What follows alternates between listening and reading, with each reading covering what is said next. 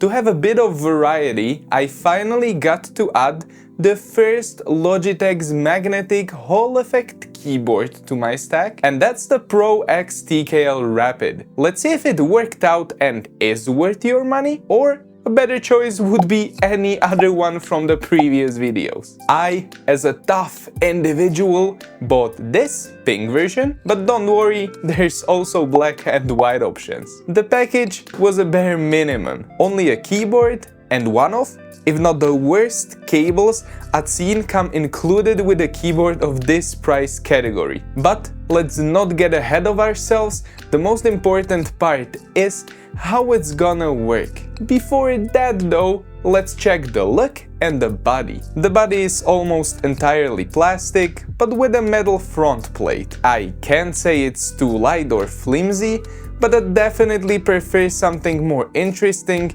maybe not mostly plastic. On the back, there are these plastic feet adjustable into 2 more positions, and at the front a USB-C port. Aside from the regular keys, you can also see a giant forehead, where you can see a bunch of multimedia keys, volume roller, key for brightness adjustment, and a gaming mode key. I understand that in a way this is their signature keyboard look, but to me it has no added value because it could have been just a simple keyboard shortcut, and now there's simply too much empty space. But okay, it's at the top and you might be a bigger fan of it than me. Now, the most important part of a keyboard are keys, who would have thought? And what you're gonna be getting in touch with the most are these see-through PBT keycaps. They're not the worst I've held, the thickness is okay and the surface is a bit more textured, so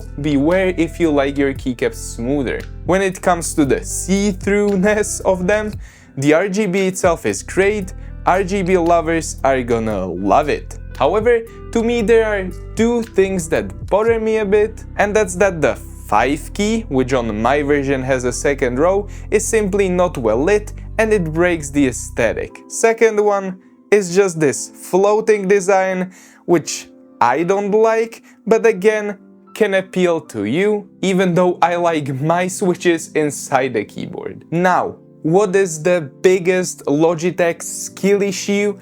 Are exactly the switches. When I first saw that Logitech has a halleffect keyboard, I was super happy because that means that one more mainstream brand sells one and the competition is great. In this case, ideal thing on every halleffect keyboard is that you don't need any direct connection to the PCB, it's just a magnet, so every keyboard is hot swap. However, what Logitech did is horrible because they skipped every standardization and threw in these with a magnet on the side, so there's no usable alternative. It truly made me sad because there are loads of great halleffect switch options, and now any customization aside from changing keycaps goes out of the window. However, on a more positive note, the switches themselves aren't that bad, they're light, smooth, and thanks to a box stem, very stable. In this department,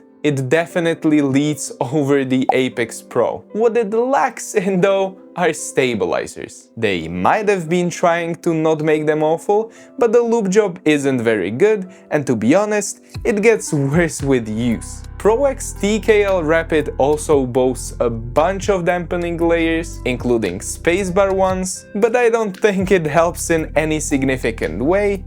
Hear it for yourself.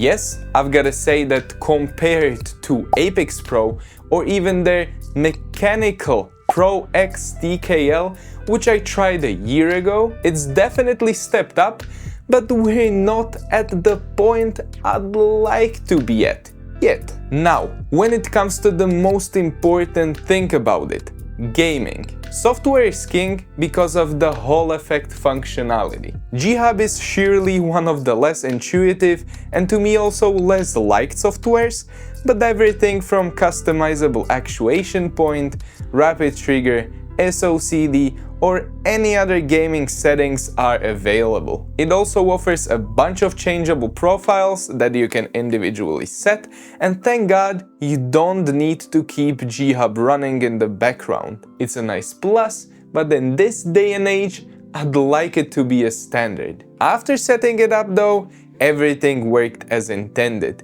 I haven't noticed any false presses during gaming.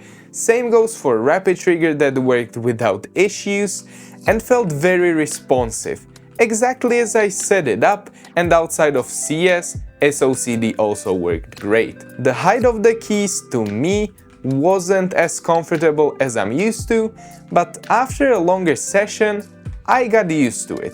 I still wanted to talk about it anyway, because compared to my main, it was quite a difference. Any other usage, both in games or on the desktop, were flawless and responsive, and aside from a bit harsher audio signature, I was mostly satisfied because the switches and therefore keys were super stable. I have to mention it once again though, I don't find the media keys very useful, and I haven't used them at all during testing. However, when I take into account the price and the whole value of this keyboard, my relatively positive experience changes into a nightmare. Logitech asks over 160 euros for it, and that for me is a big miss. I understand that the Logitech tags can be pricey, but in this age of good but less known halleffect keyboards,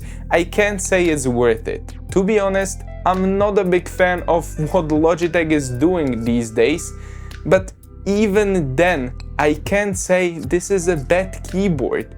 It does what it's supposed to. But even if I take into account their Logitech tags, it would have needed to be like 80 or hell even 100 euros, not 160. My final verdict then is that even though it's not entirely bad product, I don't think you should be buying it.